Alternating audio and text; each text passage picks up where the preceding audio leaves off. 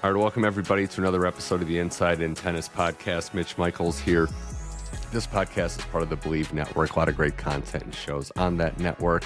As always, the podcast is found on all your available platforms, Apple, Spotify, iHeart, you name it. We have another week of great tennis to talk about here. And joining me right now is a journalist who's done outstanding work for the last quarter century, covering the ATP and the WTA.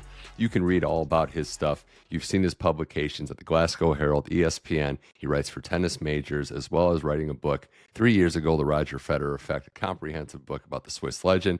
Joining us now, first time on the show, Simon Cambers. Simon, welcome to the show. Excited to talk to you. Yeah, thanks very much for having me. Can't believe it was that long ago that the book was out. I know, it is. And really, it's also been that long or close to that long since we've seen Roger on a tennis court, which, we'll get to him, and I want to touch on so many things. But first, it's an easy one. It's an open-ended one, but it's certainly, you've been around the block for a few decades now, but it's an exciting time to be covering tennis. There's a lot of storylines. There's a lot of intrigue, drama, action on the court and off the court. But 2025 after March here, it's just really exciting to be in the tennis world. Yeah, it's never dull, is it? We were worried a little bit on the men's side after what would happen when Federer, Nadal, and Djokovic eventually quit and Murray's gone. But there are good top players coming on. It's amazing how quickly young players come through. Look at Joao Fonseca, who's probably going to be a superstar. And a year ago, no one was talking about him at all. So things change quickly, and you're talking about big storylines. There's always news. The Yannick Sinner drugs case, Iga Swiatek drug case, lots going on. Halep retiring. Things change so quickly. I just think we get carried away with worrying about what's going to happen in tennis, and there's always something interesting to talk about. And it also shows you, right, just how rare and how special it was to have certain players dominate the game for so long, because it usually is like this. Like, it's been a revolving door in all sports, not just tennis. To have three guys that, 3-4 guys at the top of the sport for so long is just so rare. And something I think we should savor for maybe not seeing again for a long time. I think in time we'll realize how lucky we were to have what we had. You look back at those 20 years. I was doing some research for Wimbledon already, and this is going to be Novak Djokovic's 20th Wimbledon. The numbers are insane. He's been in the final 10 times. Federer played 20 plus Wimbledons. It's really crazy. Nadal's won 14 French Opens.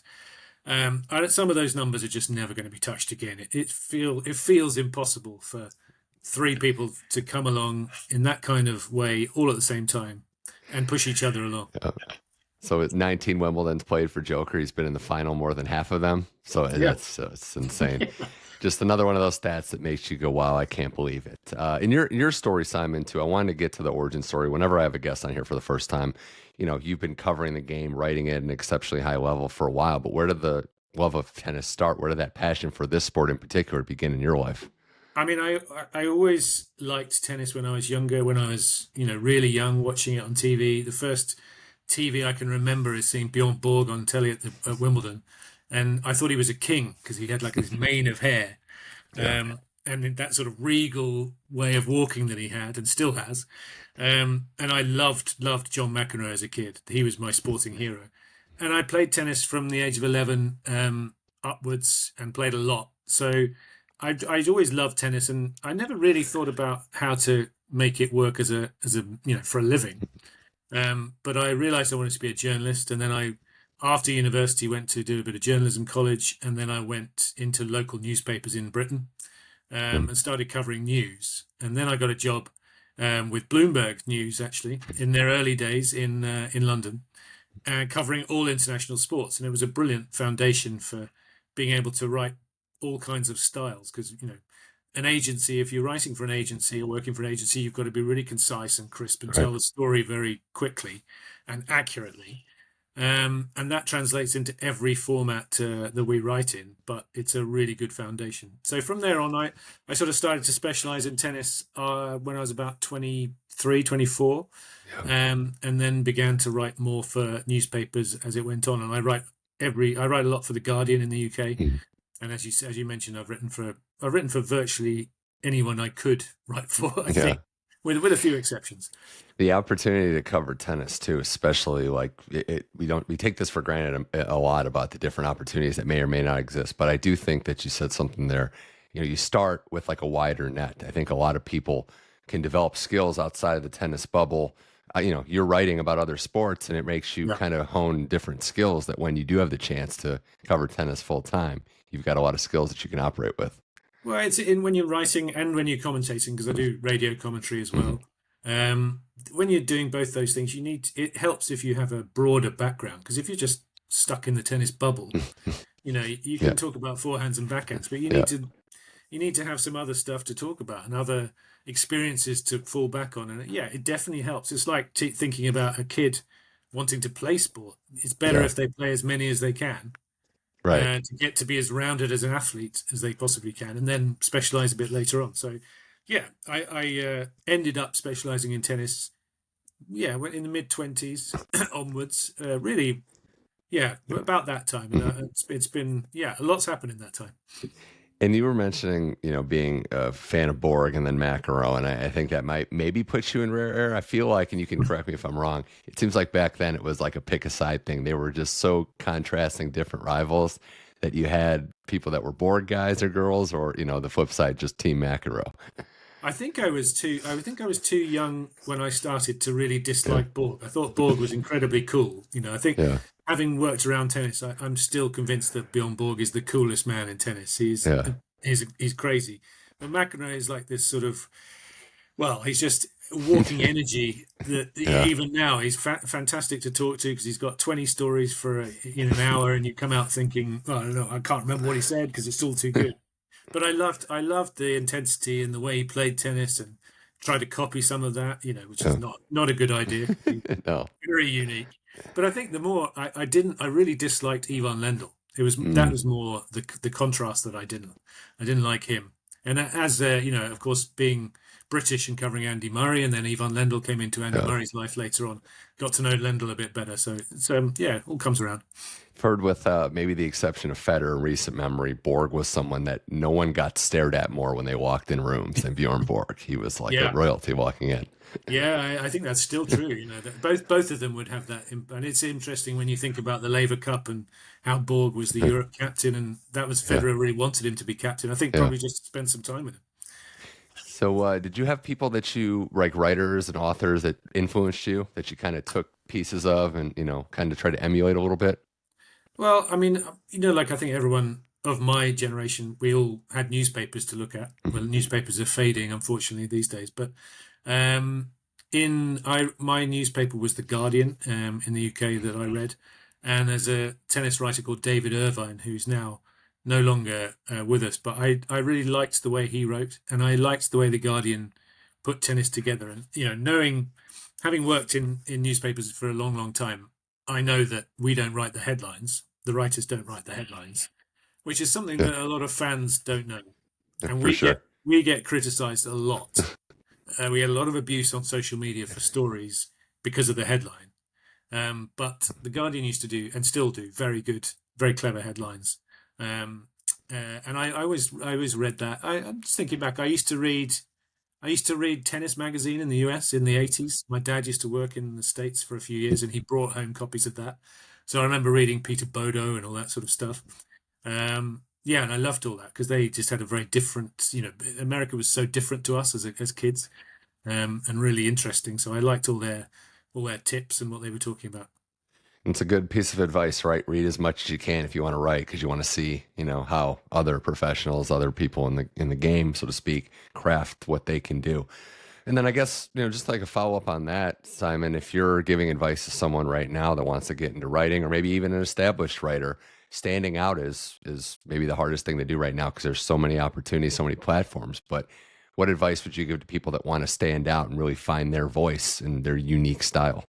I would say, I mean, be yourself. Read a lot around the subject, and as I said, but read as much in general, so you have more to bring to the writing than just forehands and backhands. In terms of the way you work, honestly, if you get your stuff done on time, to length, and do what's asked of you by your bosses or whoever you're writing for, you put yourself in the top bracket, because I don't know what it is, but a lot of people just can't do that and don't do it. So when you write to length and you write on time and you do what's asked of you, and you that's the basic. It seems like incredibly basic advice, but yeah, read around, read as much as you can, be as interesting as you can, and don't be afraid to write slightly different stuff. I was just going to thinking of somebody else that I grew up reading, and then was lucky enough to work alongside, was Steve Biley of The Guardian.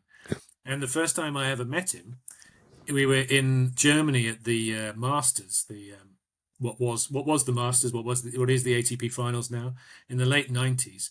And we were sitting there. It was a really long final. It wasn't that exciting.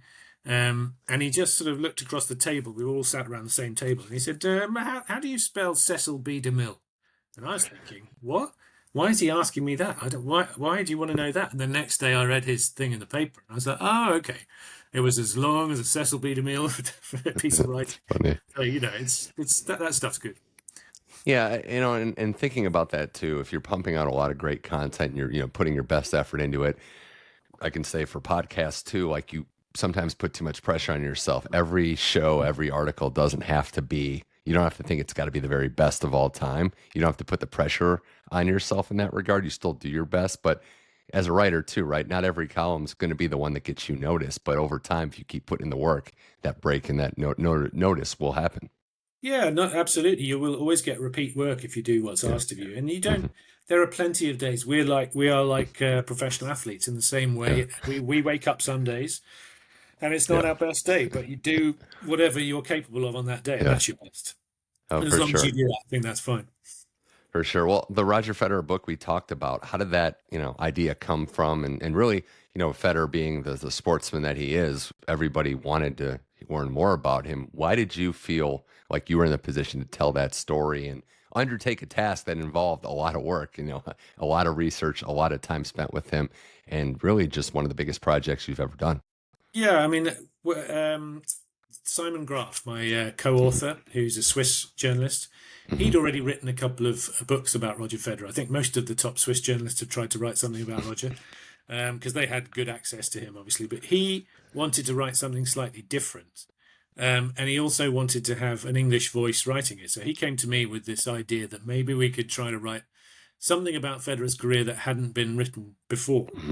And so we thought that maybe through the eyes of the people who he had impacted the most of all might be interesting. So we then set about the task of creating a list of people we'd like to speak to, which went from everyone from, John Bon Jovi down to Anna Wintour.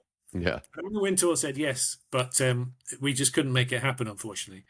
But we got a lot of interesting people to talk to. We spoke to 42 people, I think we interviewed for the book. And the thing about Federer is that once they'd agreed to speak, they loved it. They loved speaking about Roger because people really enjoy speaking about him in different ways. I mean, it goes from, from his youth, from all the coaches and teachers he had in Switzerland and the coaches he had as he was growing up, school teachers, but it goes right the way around to commentators and people who are impacted through his life, through a violinist. There's a violinist in there.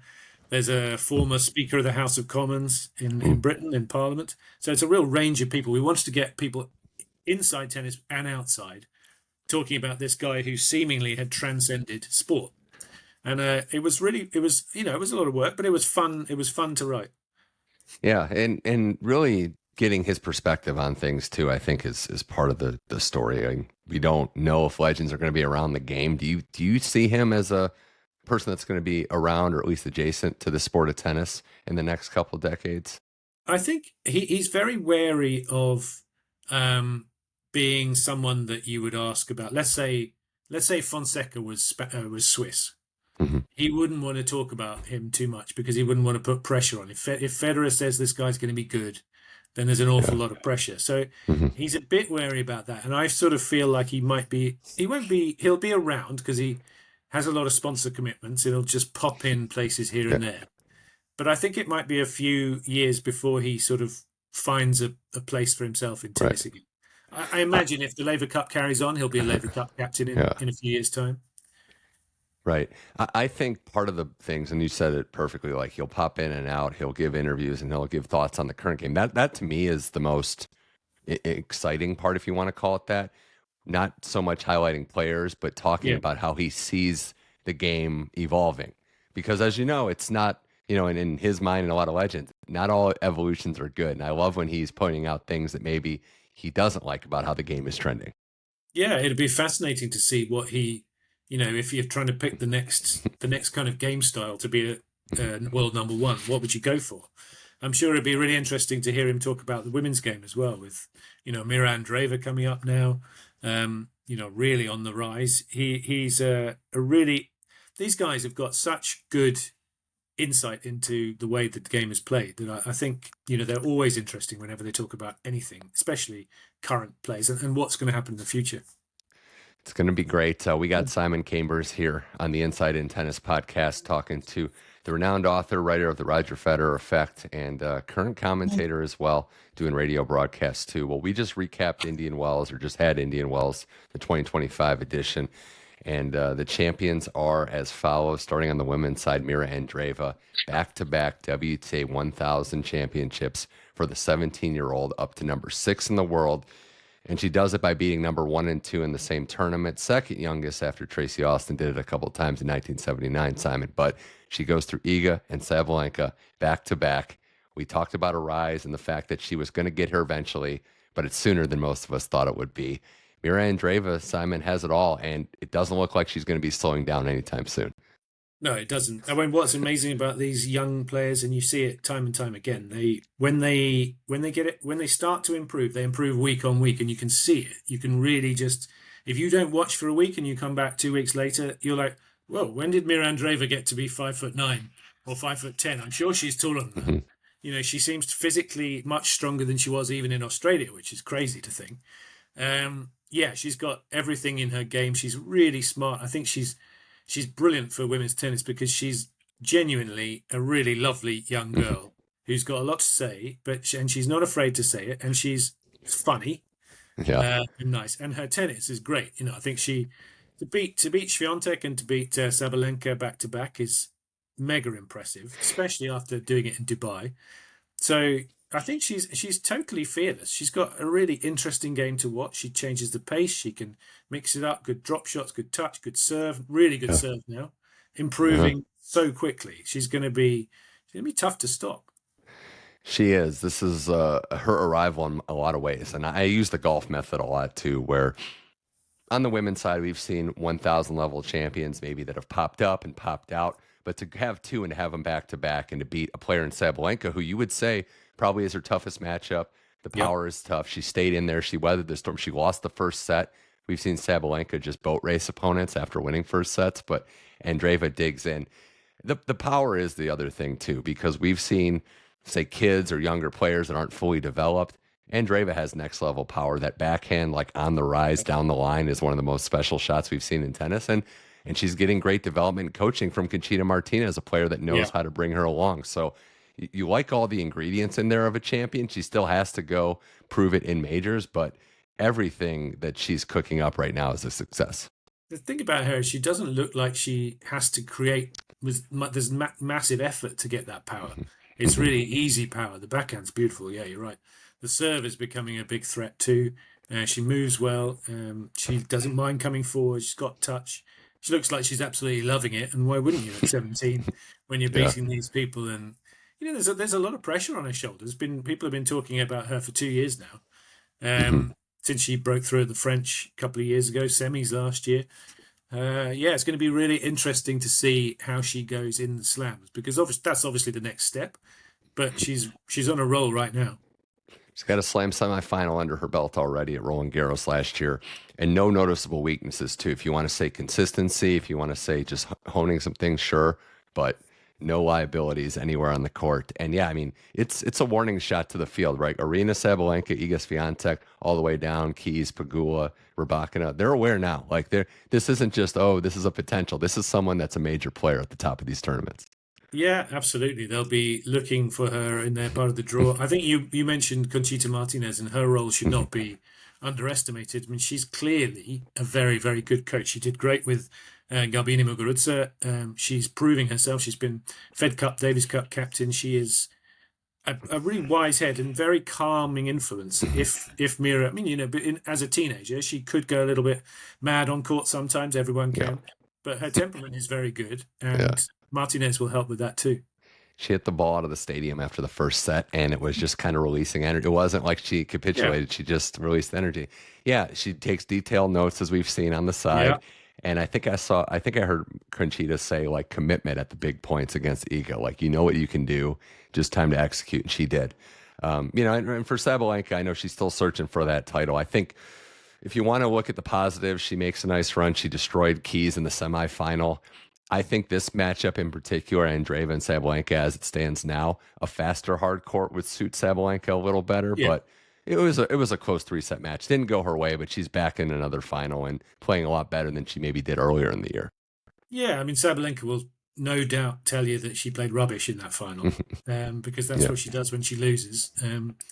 But it's not true. She didn't play badly in the final against Keys in Australia either. Madison Keys played great. So, yeah, I mean, she's right where she wants to be, and she wants to win more slams. That's where she's focused. Yeah. And the same goes for the others, too. Going to be interested to see how Swiatek goes in the next couple of months, if she can click back into it on the clay.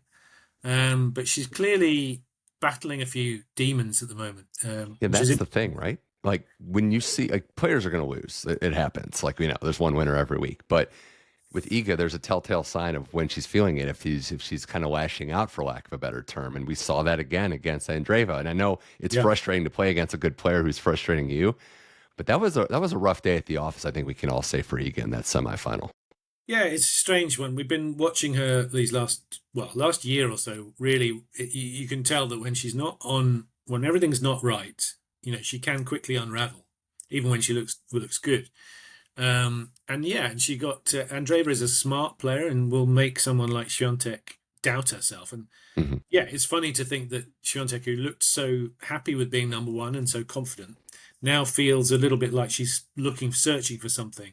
But maybe that's a good thing because she's got a really good coach in Wim Fissette.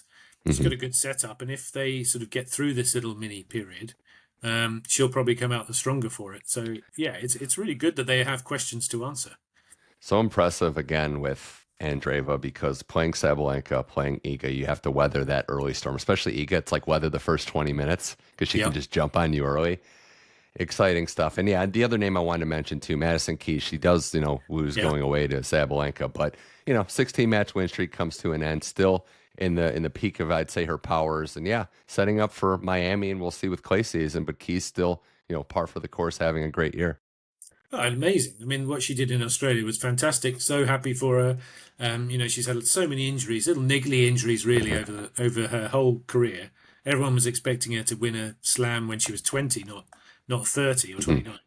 I think she's going to be a massive threat. It's great to see. It's very rare to see Madison Keys without some sort of strapping on her. She is always taped up, but she wasn't in Indian Wells. She was actually in Australia, but it didn't matter. But I mean, if she arrives at Wimbledon fully fit and has a sort of fair wind, she's going to be hugely hard to stop because the shackles are off now. The monkey's off her back. She doesn't have the pressure of trying to win a slam anymore, and that makes it massively dangerous. I can't wait to see Andreeva at Wimbledon now that you said that, because I feel like that could be that could be a surface match made in heaven for her. Speaking of kind of the British tie-in, as we go to the men's side, Jack Draper gets it done in dominating fashion against Holger Rune in the final. He goes through a couple Americans. He beats Alcaraz in the semi in a really wonky match, and then he just runs right through Holger Rune, wins the Masters title, up to number 7 in the world. Jack Draper, it was always there, right? The raw talent, the tools. It was, can he get in shape? Can he hone his consistency? Can he make adjustments? No weaknesses, no issues, no problems at all on Sunday. It was a masterclass by a player who, at 22 years old, Simon, figures to be a part of these conversations for years to come. Absolutely. And partly because it's taken him a while to sort of figure it all out. That helps in that sense. He's not coming through at 18 with everyone putting those expectations on his shoulders. He has solved seemingly the physical issues he's had. He's spoken very openly about anxiety on the courts, and we've seen him, throw up on court a couple of times when under a lot of pressure, which is a really odd thing to see in a tennis player. But good for him. He's really worked on that. And the other thing he has done in the last year, he started talking about trying to transform his game by becoming more aggressive, more attacking. I think like some players inside themselves are naturally one way or the other. You're a Federer and you attack, or you're like a Marin Cilic, or maybe a Draper, and you don't want to miss. You're still going for it, but you're not really letting everything loose.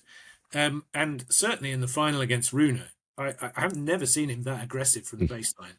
That was really good to see. And if he keeps going in that form, in that style over the next few months, he's going to be really dangerous. And Brits are going to get very excited to come Wimbledon if he keeps this form going. That's the part of it that I'm a little worried about. The only part I'm worried about is if the hype train gets out of control, it could be tough. No, it will. Don't worry. The part of him that impressed me the most, we knew about the serve, we knew about the attack and get to the net. I think those parts of his game have been there. But he was crushing the forehand, and a lot of it were like the inside-in ones where he just, and showing off how good of an athlete he is, he just opened up his hips and just crush a forehand. I thought, there's a lot, there's variety too. And in this game, we were talking about Federer and those guys. What separates them all time is probably variety. He has a lot of ways to hurt you, and he did that. I mean, Holger couldn't hurt him, and he was hurting him in a lot of different ways. I think that's a special feat as well. Yeah, and I think the thing there are two things there. One is that as Draper talked about after his semi-final win against Alcaraz, he's a natural right-hander, so he's like Nadal in that sense. That's why the backhand is so solid. But the forehand has taken time to really come, so that's interesting. But I feel like the forehand still has enormous room for improvement for him to use his left-handedness more on the court. He doesn't pull the angles like a Shapovalov, for example.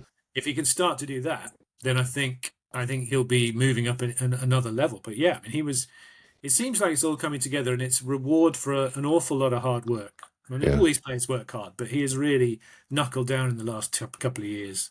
What do you say about his coach Trotman? He said, I've seen him more than my family. Like that's the commitment it takes to get here. Yeah, you're right. And that's a good point about Shapovalov, who I'm a fan of as well, but he has less margins to work with. You watch those points and those shots yesterday. It's not like Draper had to paint lines to do that.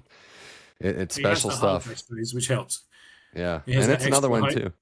Yeah. Oh yeah. And he's another one too, right? Like he's in that same era. He probably, he's 22, right around the same age as all these young guys. So he's not coming into it like fearful of what they can do. Exactly. He's not afraid of Alcaraz because they grew up together.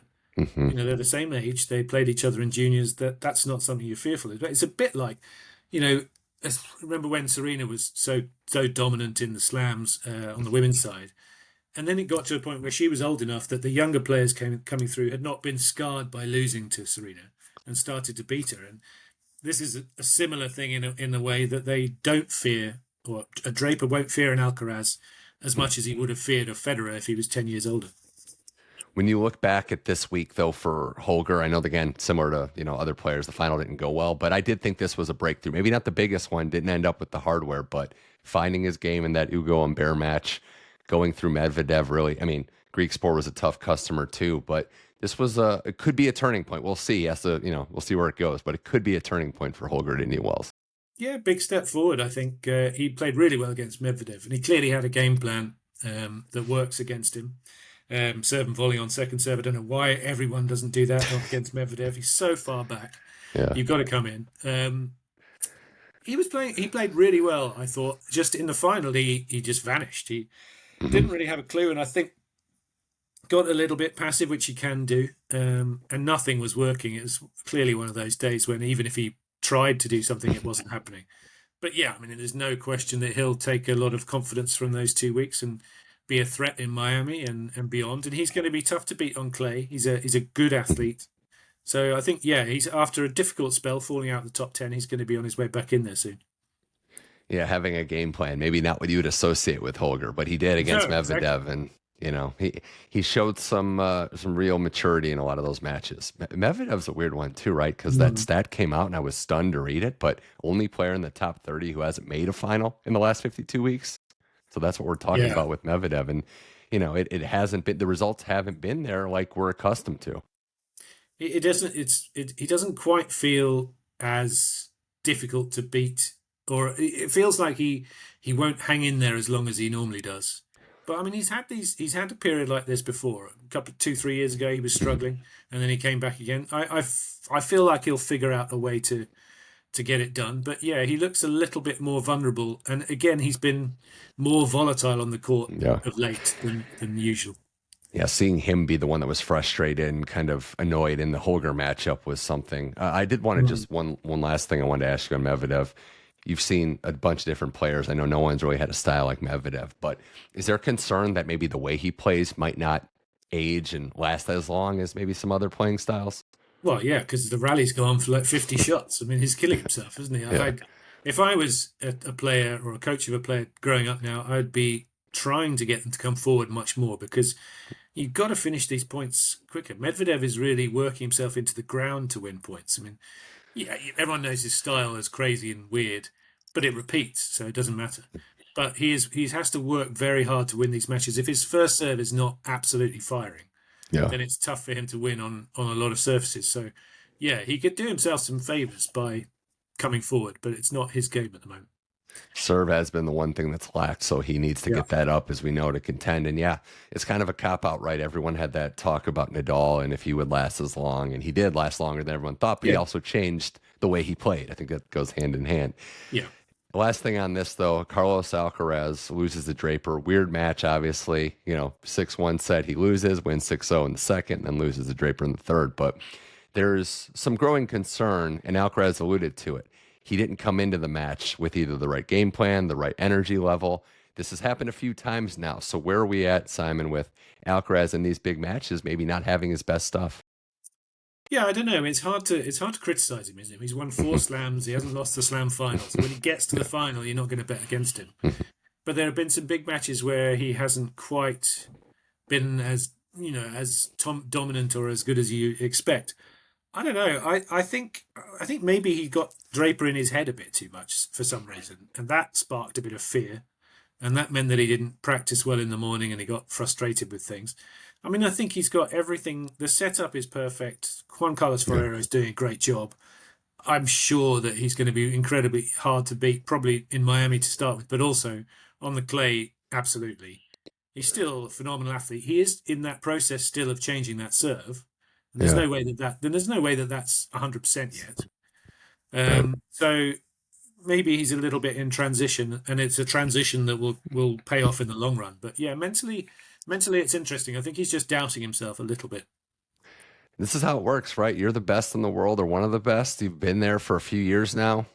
They're throwing their best stuff at you. You've got new contenders you're having to swat away every day, seemingly. So Draper's and these guys, Holger, they've been chasing him. So you can't stay on top forever unless you continually evolve. You have to adjust to new challenges. So yeah, I think it's good for tennis that we have these new contenders emerging. And now the next step is how does Alcaraz adjust his game? Because Draper's here and we've got other players that are making their move. So again, it's exciting. But yeah, Alcaraz is going to have to worry about Draper for the next couple of years. He's in the mix now for sure. There's that head-to-head. It does work sometimes. There's some players have a difficult time against others, and it will always be the case, even if they can beat everybody else. You think Alcaraz is kind of a breath of fresh air by how maybe honest and transparent he is in the press? Like a lot of players wouldn't probably say what he said about how bad his level was. No, I think it's great. I mean, it's a little bit like Nadal. Nadal was similar to that. He obviously didn't have many lows to worry about, but I think it's really good for players to be honest in press. And I know I would say that because it makes for better copy for us. But the worst thing they can do is just bottle it all in, bottle it all up, and not release it. I mean, one of the things Federer used to say about himself as he grew into his career, he realized that press conferences were actually part of the wind down after matches.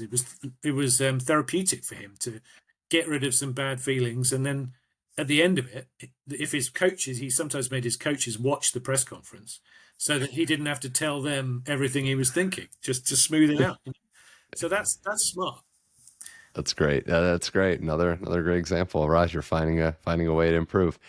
Last result this weekend. Simon Cambers here on the Inside in Tennis podcast, talking with the renowned journalist. We had the Phoenix Challenger, where João Fonseca defeats Bublik in the final to win that match.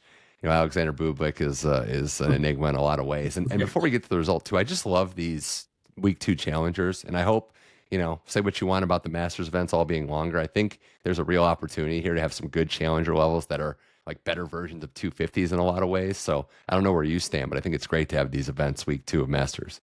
Yeah, that is a good thing about it, about the length, giving the players a second opportunity. I mean, personally, I think the 2-week Masters is way too much. It's overkill. And these players, the ones who are getting to the back end of each tournament are having to work harder and harder and harder to keep themselves at the top. And that's not necessarily a good thing for longevity. But getting to the final and the result, I mean, Fonseca he's amazing, that guy. He's like, it's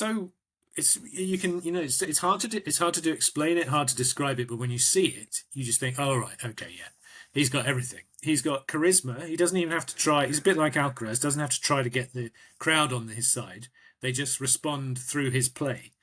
He seems to absolutely love it. He loves nothing more than difficult situations and big stages. He's got massive power on both sides. He moves great. He's only going to get better.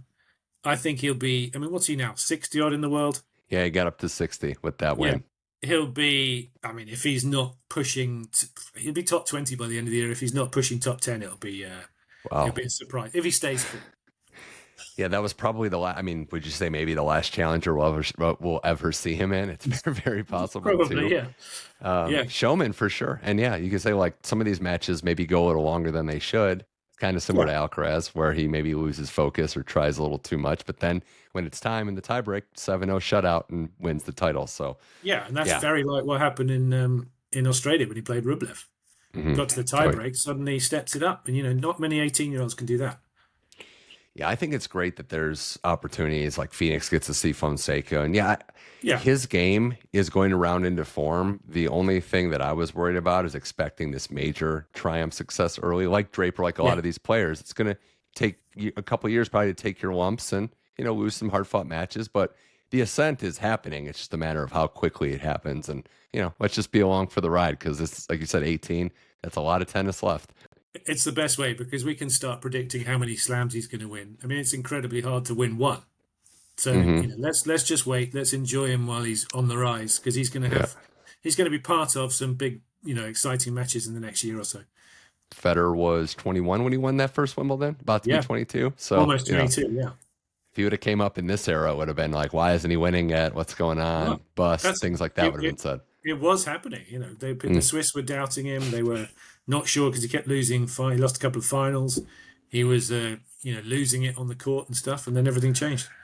Yeah, everything changed for sure. Well, last thing going ahead, Simon, we got Miami coming up, the second leg of the Sunshine Double, last hardcourt event for quite some time before we bid adieu and switch to the clay. But what are we expecting from that? Obviously, Novak Djokovic is playing confirmed there and still looking to find his top-level game at 37 going on 38. So what should we expect from the Serbian in Miami?